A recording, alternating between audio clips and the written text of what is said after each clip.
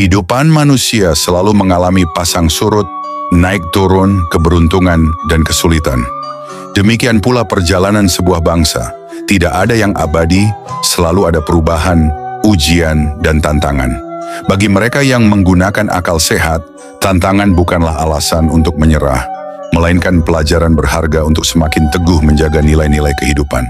Sejarah Indonesia sejak proklamasi 17 Agustus 1945 pun tidak lepas dari tantangan besar, salah satunya pemberontakan Partai Komunis Indonesia, PKI.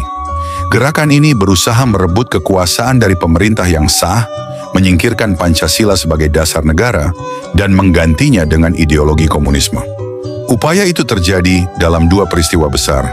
Pemberontakan PKI di Madiun tahun 1948 dan gerakan 30 September 1965 G30 SPKI.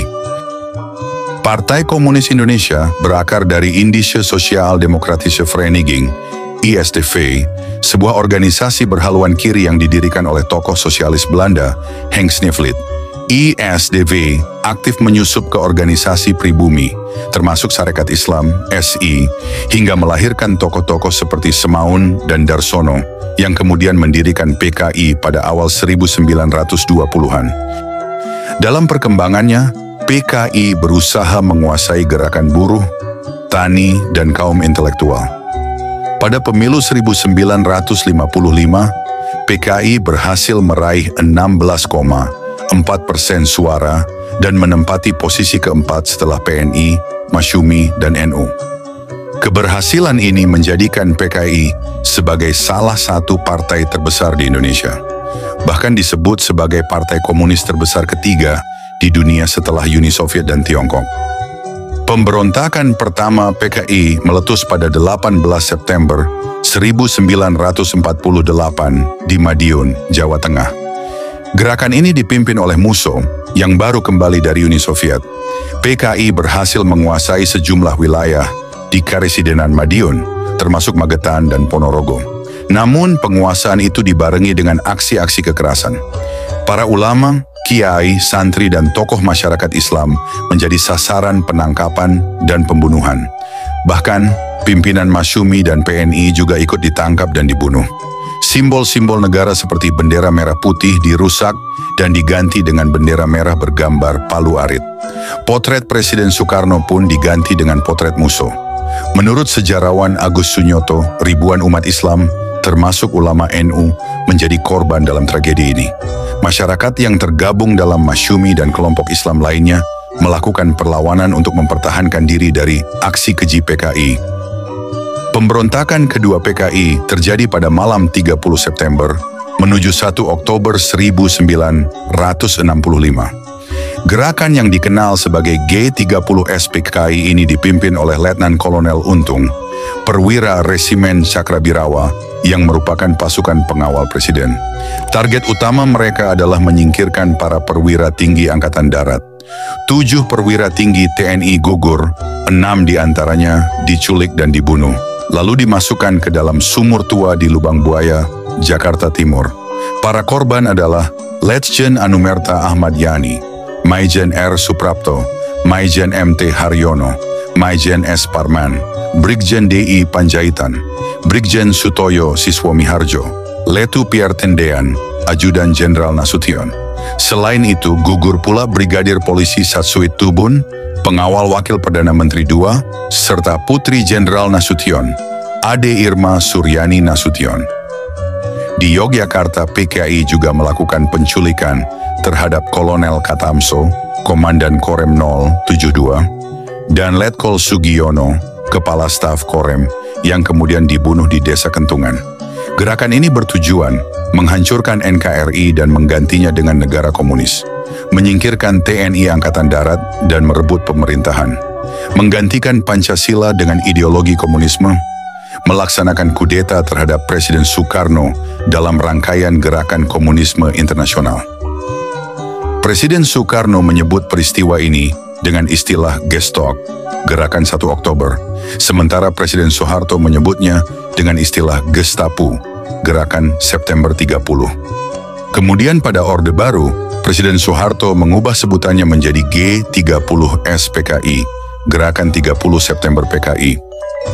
Saudara-saudara, beberapa faktor yang melatar belakangi munculnya G30S PKI antara lain dominasi ideologi Nasakom, nasionalis, agama, komunis pada masa demokrasi terpimpin 1959 sampai 1965. Ketegangan antara TNI, Angkatan Darat, dan PKI, terutama dalam perebutan pengaruh politik. Isu kesehatan Presiden Soekarno yang memunculkan spekulasi tentang perebutan kekuasaan pasca Soekarno. Saudara-saudara pendengar, pasca meletusnya Gerakan 30 September 1965, situasi politik dan keamanan Indonesia berada di titik genting.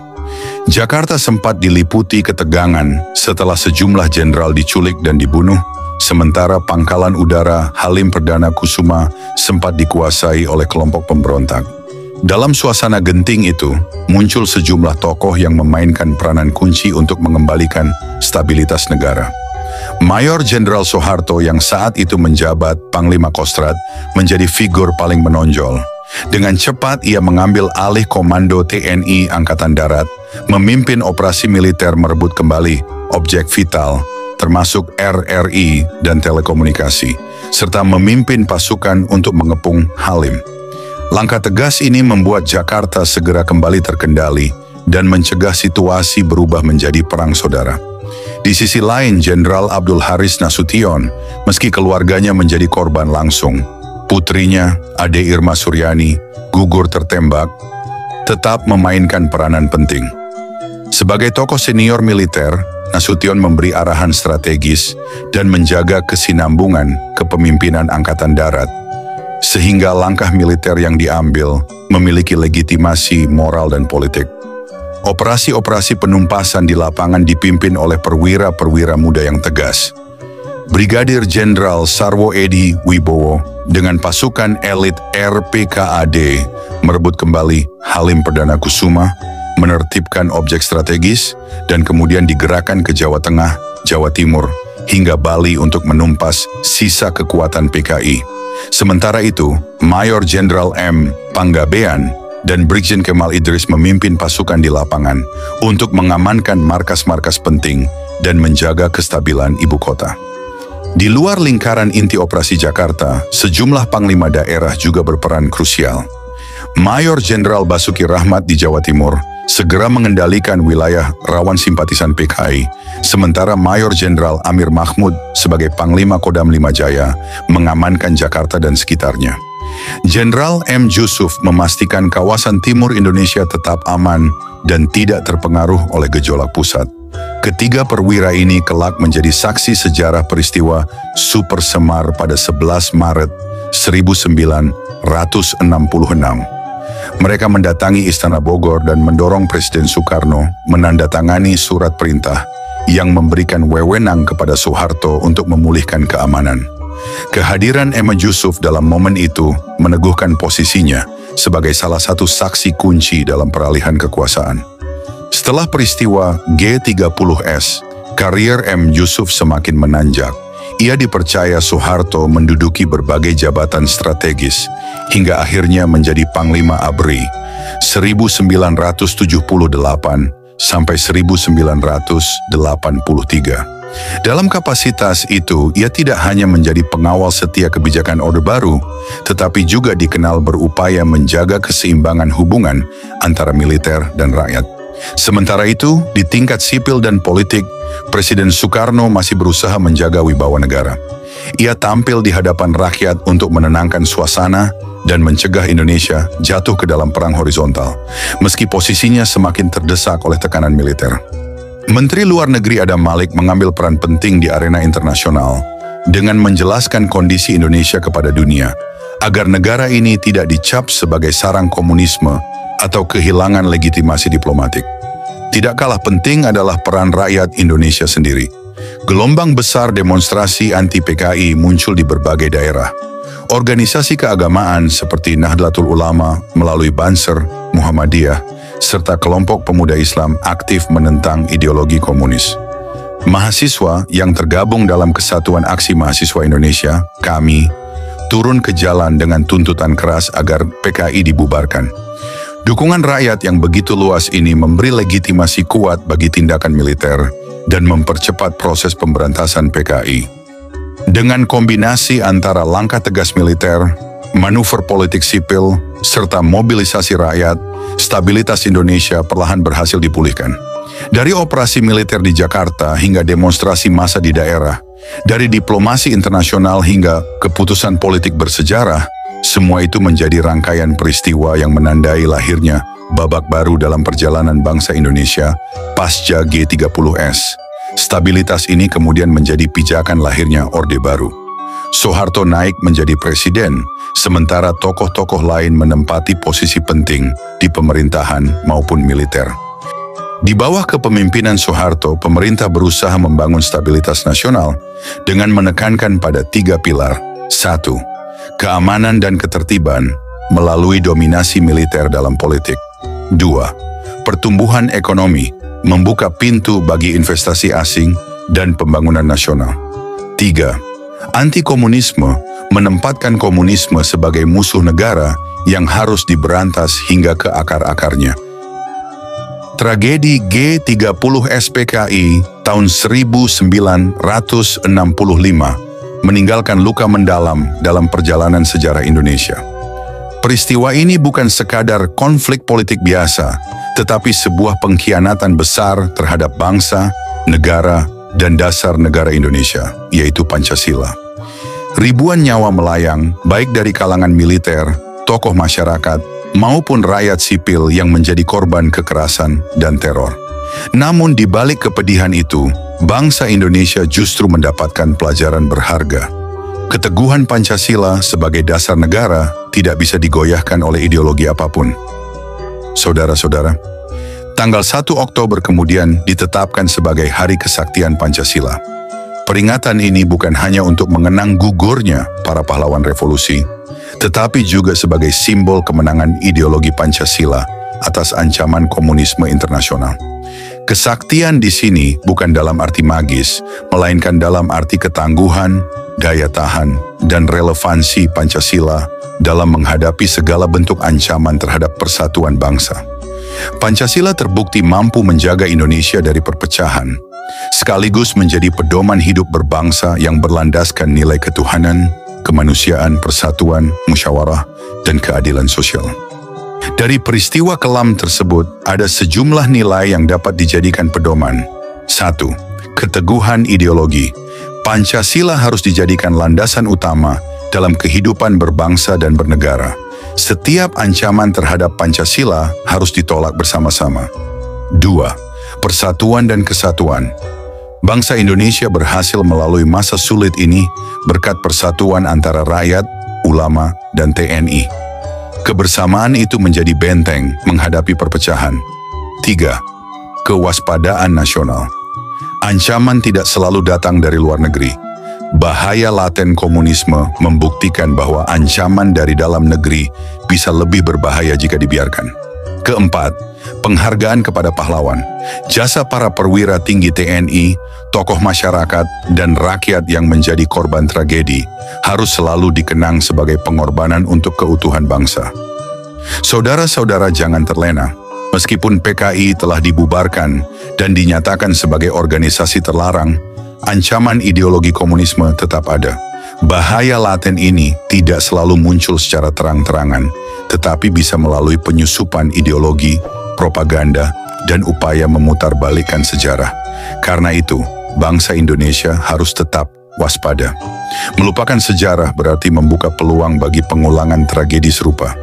Sebagaimana pesan Bung Karno, jangan sekali-kali meninggalkan sejarah. Jas Merah. Sejak reformasi 1998,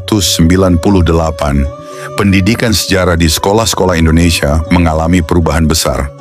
Mata pelajaran pendidikan sejarah perjuangan bangsa, PSPB, yang dahulu berdiri sendiri dihapus karena dianggap syarat dengan muatan indoktrinasi politik Orde Baru. Sejak itu sejarah hanya diajarkan terbatas sebagai bagian dari rumpun ilmu pengetahuan sosial atau dengan jam pelajaran yang semakin sedikit. Akibatnya, banyak anak muda tumbuh tanpa pemahaman utuh tentang perjalanan bangsanya sendiri. Mereka mengenal teknologi dan budaya global, tetapi asing dengan kisah pengorbanan pahlawan, nilai persatuan, dan sejarah panjang berdirinya Indonesia. Kondisi ini melahirkan kekhawatiran baru. Generasi yang melek digital, tetapi buta sejarah. Padahal bangsa yang besar adalah bangsa yang menghargai perjuangan leluhurnya. Tanpa pengetahuan sejarah, rasa nasionalisme menjadi rapuh, mudah tergantikan oleh arus budaya luar, bahkan bisa kehilangan arah dalam menghadapi tantangan zaman.